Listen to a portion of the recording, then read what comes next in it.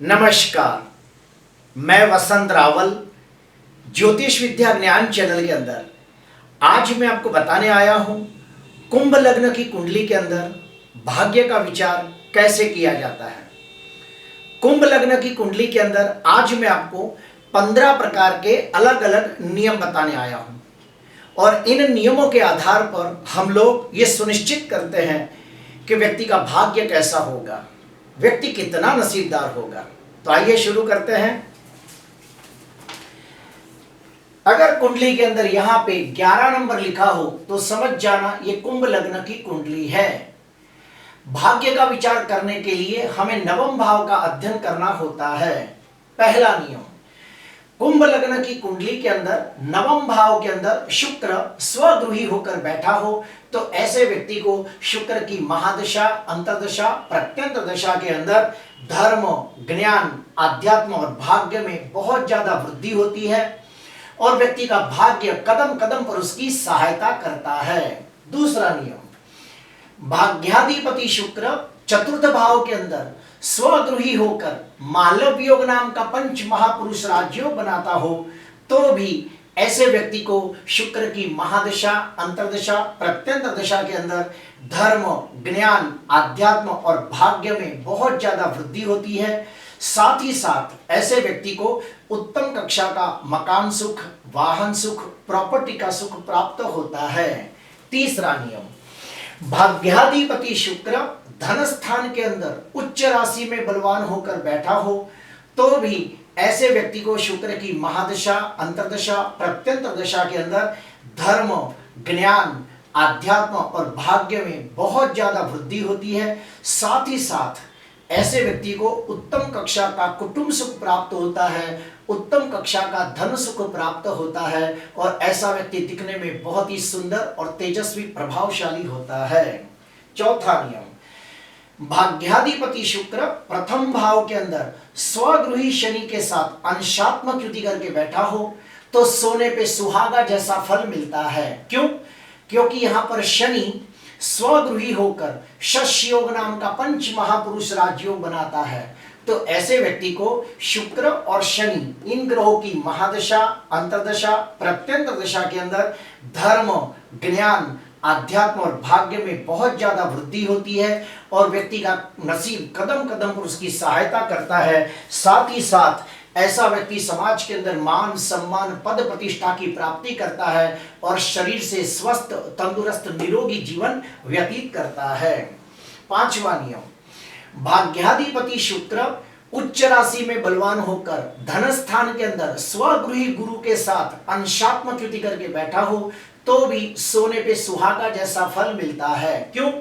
क्योंकि यहाँ पर भाग्याधिपति उच्च का हो रहा है और नवम भाव का कारक ग्रह कौन है? गुरु है, वो भी बलवान हो रहा है तो ऐसे व्यक्ति को गुरु और शुक्र इन ग्रहों की महादशा, अंतर्दशा, प्रत्यंत दशा के अंदर धर्म, ज्ञान, आध्यात्म और भाग्य में बहुत ज्यादा वृद्धि होती है। साथ ही साथ व्यक्ति को उत्तम कक्षा का कुटुंब सुख प्राप्त होता है और धन सुख भी उत्तम कक्षा का प्राप्त होता है। छठवां नियम, भाग्याधिपति शुक्र पंचम भाव के अंदर स्वगृही बुध के साथ अंशात्मक युति करके लक्ष्मी नारायण नाम का राजयोग बनाता हो तो सोने पे सुहागा जैसा फल मिलता है और ऐसे व्यक्ति को बुध और शुक्र इन ग्रहों की महादशा, अंतर्दशा, प्रत्यंत दशा के अंदर धर्म, ज्ञान, आध्यात्म और भाग्य में बहुत ज्यादा वृद्धि होती है। साथ ही साथ ऐसे व्यक्ति को उत्तम कक्षा का संतान सुख प्राप्त होता है।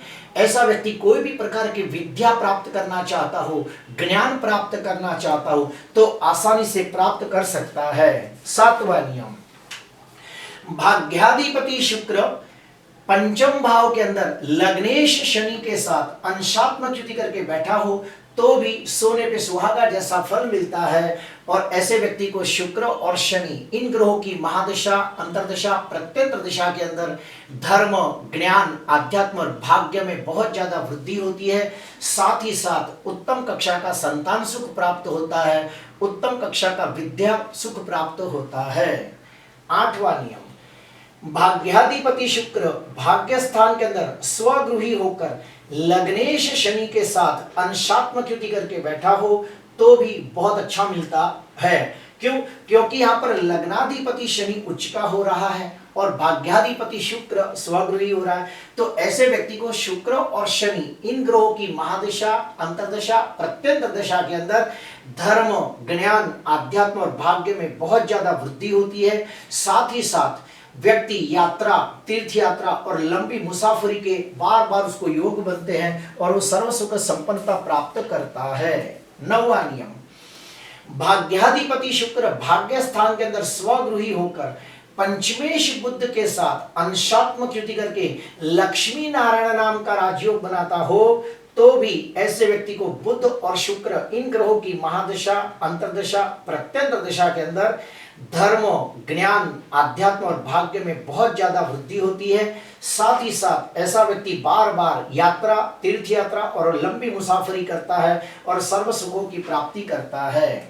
10वां नियम, लग्नेश शनि और पंचमेश बुध की शुभ युति भाग्य स्थान में होती हो तो भी बहुत अच्छा फल मिलता है और ऐसे व्यक्ति को बुध और शनि इन ग्रहों की महादशा, अंतर्दशा, प्रत्यंत दशा के अंदर नसीब कदम कदम पर उसकी सहायता करता है, भाग्य उसकी हमेशा मदद करता है और उसकी हर मनोकामना सिद्ध होती है और व्यक्ति हर प्रकार के सांसारिक और भौतिक सुखों की प्राप्ति करता है। 11वां नियम, लग्नाधिपति शनि और भाग्याधिपति शुक्र आपस में एक दूसरे के घर में बैठ के परिवर्तन योग बनाते हो तो भी सोने पे सुहागा जैसा फल मिलता है और व्यक्ति का भाग्य कदम कदम पर उसकी सहायता करता है। लेकिन कब? जब शुक्र और शनि इन ग्रहों की महादशा, अंतर्दशा, प्रत्यंत दशा आती है तब।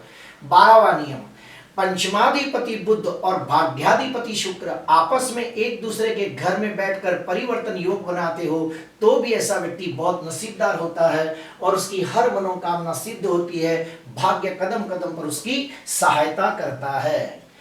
अभी हम लोग अशुभ के बारे में जानेंगे कि अशुभ फल कैसे मिलता है। तो सुनिए, भाग्याधिपति शुक्र नीच राशि में निर्बल होकर राहु के साथ पीड़ित होता हो तो ऐसे व्यक्ति के भाग्य की हानि होती है, भाग्य कमजोर होता है और व्यक्ति बहुत मेहनत करने के बावजूद वो उन्नति, प्रगति, विकास नहीं कर पाता जिसका वो हकदार होता है। दूसरा, भाग्याधिपति शुक्र राहु के साथ युति करके 6वें या 12वें भाव में बैठा हो तो भी भाग्य की हानि होती है और व्यक्ति बहुत मेहनत करने के बावजूद वो उन्नति, प्रगति, विकास नहीं कर पाता जिसका वो हकदार होता है।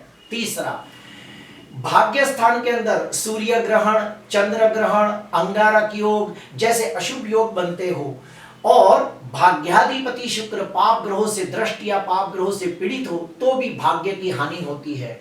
वैसा ही चौथा नियम भी बताता हूं कि भाग्य स्थान पाप कर्तर योग में पीड़ित हो या फिर भाग्याधिपति शुक्र पाप कर्तर योग में पीड़ित हो तो भी शुभ नहीं मानते और ऐसे व्यक्ति का भाग्य कमजोर पड़ता है, व्यक्ति बहुत मेहनत करने के बावजूद वो उन्नति, प्रगति, विकास नहीं कर पाता जिसका वो हकदार होता है। आखिरी, भाग्याधिपति शुक्र अस्त का हो, मूर्त अवस्था में हो, नवांश में नीच का हो, षडबल में बलहीन हो तो भी भाग्य की हानि होती है और व्यक्ति बहुत मेहनत करने के बावजूद उन्नति, प्रगति, विकास नहीं कर पाता। अभी हम लोग जानेंगे कि अगर भाग्य कमजोर है तो उसके कौन से उपाय करें। तो सुनिए, सबसे पहला उपाय, अगर भाग्याधिपति शुक्र नीच का न हो और 6वें, 8वें, 12वें भाव में ना बैठा हो तो आप शुक्र का रत्न हीरा अवश्य धारण कर सकते हो। दूसरा, किसी विद्वान कर्मकांडी ब्राह्मण के हाथों से शुक्र ग्रह की शांति पूजा करवा सकते हो। तीसरा, ओम ह्रीम शुक्राय नमः के रोज 108 जाप कर सकते हो। चौथा, महालक्ष्मी मंत्र का अनुष्ठान कर सकते हो। पांचवा, स्त्रियों का मान, सम्मान, आदर करना चाहिए और कोई गरीब घर की लड़की की शादी हो तो उसे यथाशक्ति वस्त्र, अलंकार या फिर कैश की मदद करनी चाहिए तो शुक्र ग्रह प्रसन्न होता है। प्रिय दर्शकों, आज के लिए बस इतना ही। आपको अच्छा लगा हो तो जरूर लाइक करना, सब्सक्राइब करना। नमस्कार।